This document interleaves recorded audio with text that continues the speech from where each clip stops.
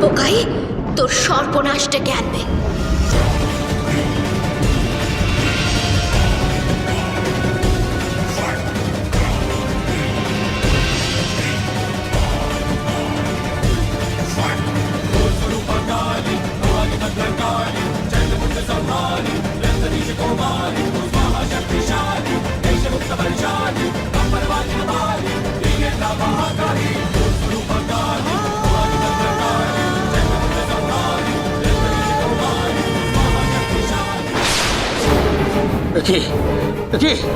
কি হচ্ছে? বাঁচাও! কে কোথায় আছো? বাঁচাও! বাঁচাও!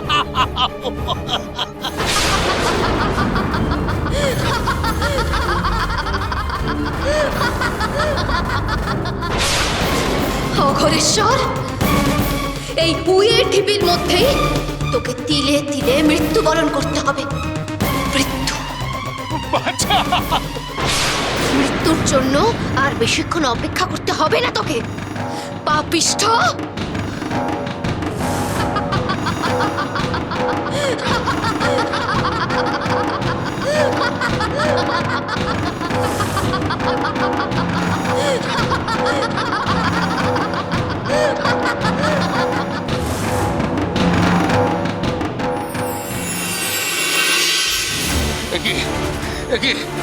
ওই পোকা আমার সর্বাঙ্গে ছেয়ে যাচ্ছে। ওই পোকা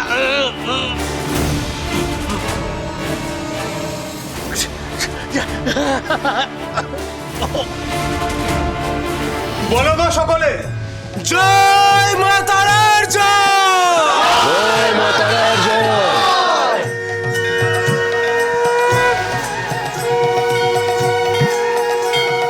দেখেছিস রে মা, দেখেছিস সবাই আজ কত খুশি রে মা, তাই সকলে মিলে তোর নামে জয়ধ্বনি দিচ্ছে রে মা। মারে শান্ত হ রে মা, শান্ত হ, নিজের ক্রোধ সংবরণ কর রে মা, নিজের ক্রোধ সংবরণ করে সকলের মঙ্গল কর রে মা। আর বছরের পর বছর তারাপীঠের উপর যেন তোর কৃপা থাকে রে মা। জয় তারা, জয় তারা। বাবা, মারে তুই এসেছিস রে মা। শোন রে মা, শোন শোন, আমি ঠিক করেছি যে তোকে আমি আবার পুনঃ প্রতিষ্ঠা করবো এই মন্দিরে।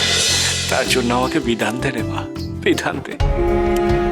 শোন বাবা, আগামীকাল বিশেষ মৎস্য ভোগের মাধ্যমে তুই নিজের হাতে আমাকে পুনঃপ্রতিষ্ঠা করবি এই মন্দিরে।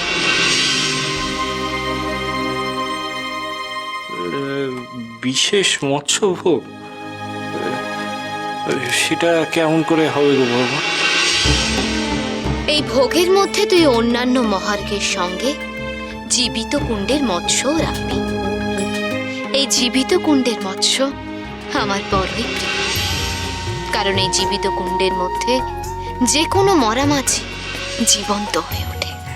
বেশ বেশ বেশ, তাই হবে রে মা। কাল জাল ফেলে জীবিত কুণ্ড থেকে মৎস্য ধরে আনতাম। বেশ বেশ বেশ, তাই হবে রে মা, তাই হবে। আমি এখনই গিয়ে ওই অন্নদা দিদি আর বড় কুমারকে বলছি কালকে বিশেষ পুজোর আয়োজন করতে। জয় তারা, জয় তারা।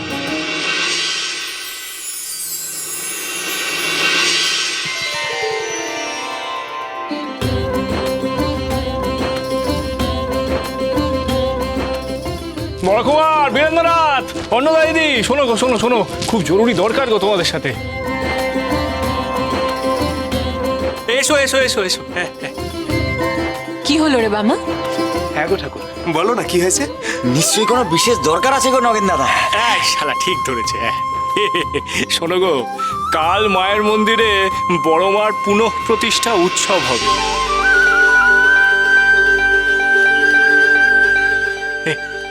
মায়ের নির্দেশে মাকে পুজো করে তারপর তার আরতি করে পুনরায় প্রতিষ্ঠা করবো। ঠাকুর, ঠাকুর, এ তো খুব আনন্দের কথা ঠাকুর। বেশ তো, তুই বল না আমাদের কি কি করতে হবে। হ্যাঁ শোনো গো, শোনো, মাকে তুষ্ট করতে এক বিশেষ মৎস্য ভোগের ব্যবস্থা করতে হবে। মায়ের নির্দেশ অনুযায়ী সেই মৎস্য আনতে হবে জীবিত কুণ্ড থেকে। অবশ্যই ঠাকুর, তাই হবে। বীরেন, হ্যাঁ দাদা, তুই এক্ষুনি ছেলেদের খবর দে। বেশ, আমি এক্ষুনি যাচ্ছি। নগেন, পুজোর সব সামগ্রী আজই আনার ব্যবস্থা করো, তারাপীঠে উৎসব হবে। প্রত্যেক তারাপীঠ অধিবাসী যেন মায়ের এই পুনঃ প্রতিষ্ঠা উৎসবে উপস্থিত থাকে।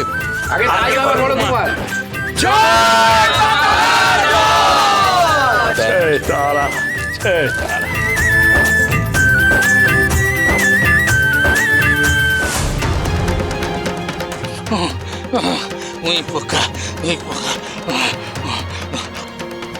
দম দম বন্ধ হয়ে আসছে।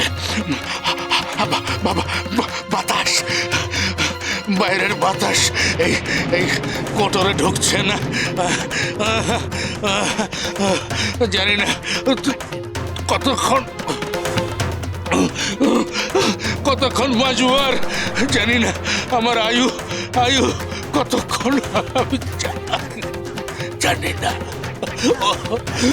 গুরুদেব, আপনার শিষ্য, গুরুদেব আপনার শিষ্য মরতে বসেছে, গুরুদেব মরতে বসেছে। আজ যদি আপনি বেঁচে থাকতেন তাহলে হয়তো আমাকে বাঁচাতে পারতেন গুরুদেব, কিন্তু এখন আমি কি করব?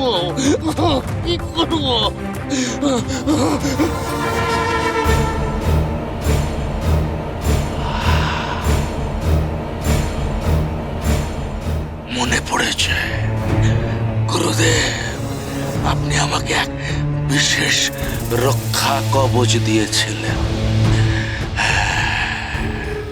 মনে পড়েছে, দৈব কবচ। আপনি বলেছিলেন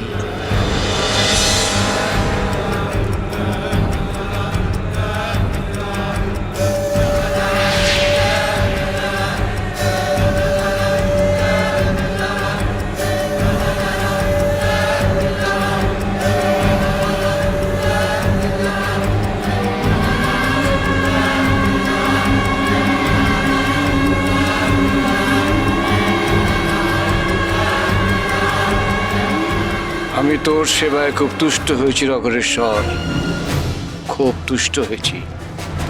তাই তোকে আমি অমূল্য রত্ন দিচ্ছি, নিজের কাছে খুব সাবধানে রাখিস। এটা কি গুরুদেব? এ হলো প্রাণ রক্ষাকারী কবচ।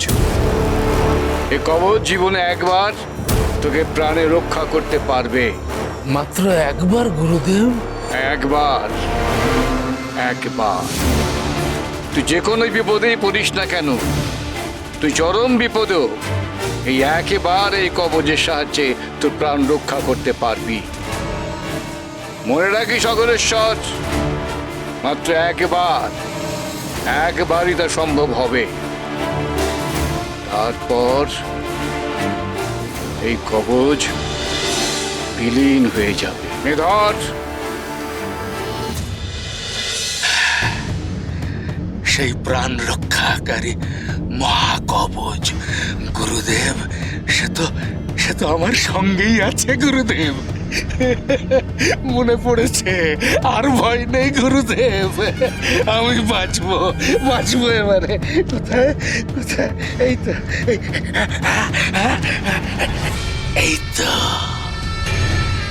এই তো সেই গুরুদেব আপনার প্রদান করা মহাকবচ। হে দৈব কবচ, গুরুদেব বলেছিলেন জীবনে অন্তত একবার যে কোনো সংকট কালে, যে কোনো বিপদে তুমি আমায় রক্ষা করবে। আজ সেই সংকট কাল উপস্থিত। হে মহাকবচ, আমায় রক্ষা করো। মহাপীঠ